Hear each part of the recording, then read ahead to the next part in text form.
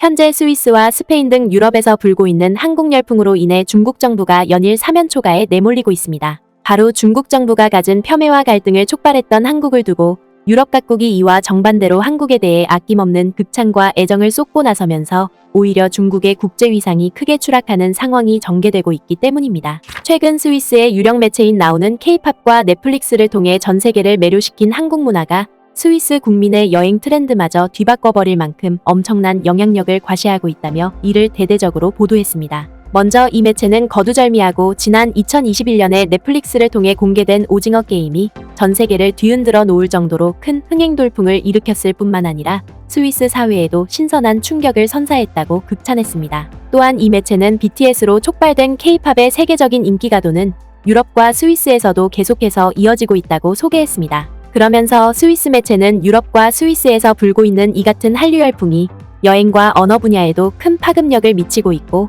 이에 따라 한국을 방문하려는 스위스 국민들이 기하급수적으로 늘어나고 있다고 보도했습니다. 그것들은 한국어와 일본어가 특히 스위스의 젊은 청중들 사이에서 인기 있는 외국어 여행지가 되고 있는 한 가지 이유라며 링키스타 랭귀지 트래블과 같은 브랜드를 소유한 미디어 투어리스틱의 CEO 클라우디오 세사라노가 말했다. 세사라노에 따르면 넷플릭스의 다양한 시리즈와 K-팝뿐만 아니라 기생충과 같은 오스카 수상작들도 언어 여행지 선택에 큰 역할을 한다고 덧붙였다. 그 이유는 간단하다는 것이다. 한국 사람들이 스위스의 특정 호수나 산으로 여행을 가고 싶어 하듯이 스위스 사람들은 한국이나 일본 영화 세트장을 방문하는 것에 관심 있기 때문이다. 그리고 K-팝 현상이 있다. 스위스 젊은이들은 텍스트를 이해하기를 원할 뿐만 아니라 이국적이고 이질적인 세계에 끌린다며 세사라노는 거듭 말했다. 더군다나 스위스 매체는 2019년 연말부터 시작됐던 글로벌 팬데믹이 올해 들어 진정 국면을 보임에 따라 한국으로 가려는 스위스 젊은이들의 발길이 폭발적으로 늘어나고 있다고 보도했습니다. 특히 이 매체는 최근 조사한 바에 따르면 한국으로 여행을 떠나려는 스위스 여행객들의 연령이 대략 17세에서 30세에 이르는 것으로 나타난 사실만 하더라도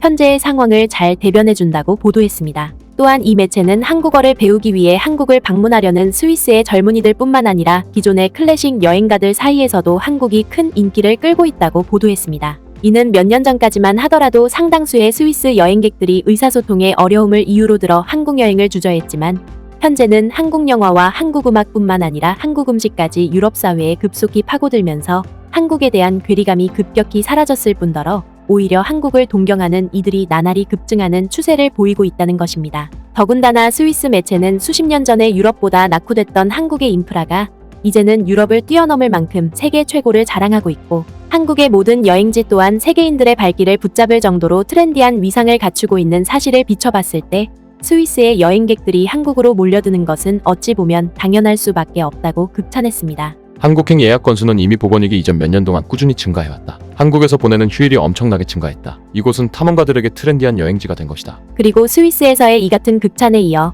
스페인에서도 세계 최고에 오른 한국을 동경하는 목소리가 연일 쉴 새 없이 터져나오면서 한국을 상대로 터무니없는 왜곡과 위협을 일삼고 있는 중국 정부를 곤혹스럽게 하고 있는 상황입니다. 이는 최빈국에서 세계 최고의 방산강국과 경제강국으로 올라선 한국의 역동성을 스페인 사회가 적극적으로 따라 배워야만 오늘날 격렬하게 치닫고 있는 신냉전을 슬기롭게 헤쳐나갈 수 있다며 스페인 매체들의 특집 보도가 하루가 멀다 하고 쏟아져 나오고 있기 때문입니다. 이와 관련해 최근 스페인의 사이버 안보 매체인 에스쿠도 디지털은 오늘날 한국의 군수산업이 세계에서 가장 번영하고 있는데 그 이유를 집중적으로 분석했다고 밝혔습니다. 그러면서 이 매체는 현재 한국이 지구상에서 가장 무기를 많이 판매하는 8대 방산강국에 올라섰다고 보도했습니다. 무기 제조 및 인도에 대한 근면성과 경쟁력 있는 가격 및 기술적 능력은 무기 분야에서의 등장을 설명하는 핵심이다. 사실 한국은 세계적 규모의 군사 분야에서 많은 명성과 투자를 얻고 있다. 한국은 북대서양조약기구의 주요 회원국의 다양한 군수물자를 판매하는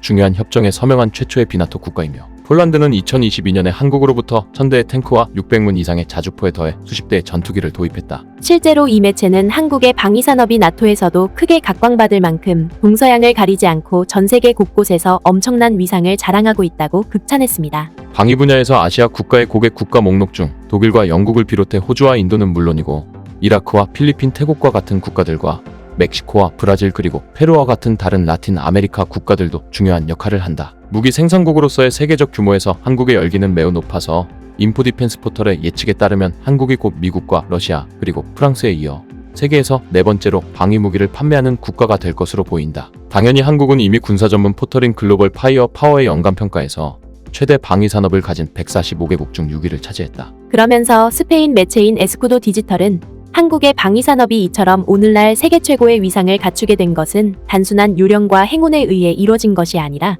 지난 수십 년 동안 이어져 왔던 한국 국민들의 치열한 노력 덕분이었다고 극찬했습니다. 최근 역사에서 한국은 파괴적인 전쟁과 빈곤에서 번영하는 경제와 안정된 민주주의로 발전했다. 한국의 근대사는 급속한 경제 발전과 민주주의를 위한 투쟁, 그리고 한반도의 평화와 안정을 이루기 위한 노력으로 특징지어친다. 뒤이어 이 매체는 오랫동안 한반도를 둘러싼 지정학적 특징을 살펴보더라도 오늘날 한국의 방위산업이 왜 그토록 눈부시게 발전할 수 있었는지 이를 잘 설명해준다고 보도했습니다. 이는 앞서 언급했던 것처럼 1950년에 북한에 의해 벌어진 한국전쟁으로 인해 전국토가 파괴된 것도 모자라 한국의 이웃국가인 중국과 일본마저도 오랜 역사에 걸쳐 침략과 위협을 일삼아왔던 사실을 비춰봤을 때 한국이 이에 맞서기 위해 자국의 방위산업을 육성시키는 것은 필수 불가결할 수밖에 없었다는 것입니다. 또한 이 매체는 한국의 방위산업이 세계 최고의 자리에 올라설 수 있었던 것은 한국 정부와 한국 기업의 목도 빼놓을 수 없다고 보도했습니다. 이는 한국 정부와 한국 기업이 외세의 침략을 두 번 다시 허락하지 않겠다는 확고한 의지를 통해 방위산업을 재빨리 육성시켜 왔다는 것입니다.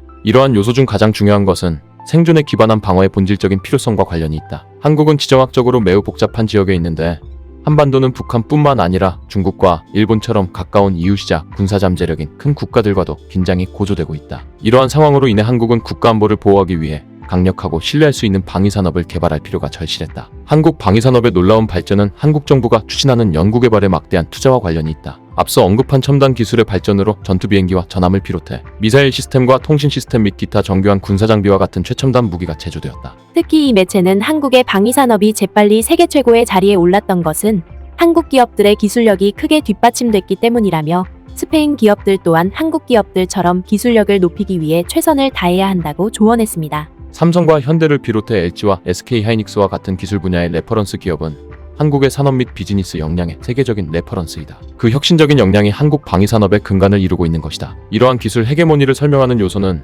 수십 년에 걸친 연구개발과 투자, 특히 과학과 기술 그리고 엔지니어링 및 수학과 관련된 양질의 교육, 강력한 통신 프레임워크를 갖춘 첨단 디지털 인프라에 초점이 맞춰져 있다. 이러한 기술 생태계는 혁신적인 디지털 애플리케이션과 서비스의 개발을 가능하게 했고 사물 인터넷과 인공지능과 같은 신흥 기술의 광범위한 채택을 가능하게 했다. 한국 방위산업의 발전은 국가의 엄청난 경제 및 산업 발전과 동시에 이루어졌다. 그러면서 스페인 매체는 자국의 군수산업을 세계에서 가장 명망있고 번영하는 산업으로 키워낸 한국이 이를 발판 삼아 다자간 환경의 국제사회에서 균형과 결속력이라는 필요 덕목을 제시할 정도로 글로벌 중추국가로 자리 잡고 있는 만큼 스페인 사회 또한 이를 적극적으로 따라 배울 필요가 있다고 보도했습니다. 결국 스페인 매체의 이러한 보도는 지리적 한계와 태생적 각조건에 아랑곳하지 않고 부단한 기술 혁신과 경제 성장에 매진해왔던 우리의 구슬땀이 이역만리 떨어진 유럽에서도 큰 감명을 선사해주고 있음을 매우 사실감 있게 대변해주고 있습니다. 구네스북 영상을 재미있게 보셨다면 구독과 알림 설정 꼭 부탁드리겠습니다.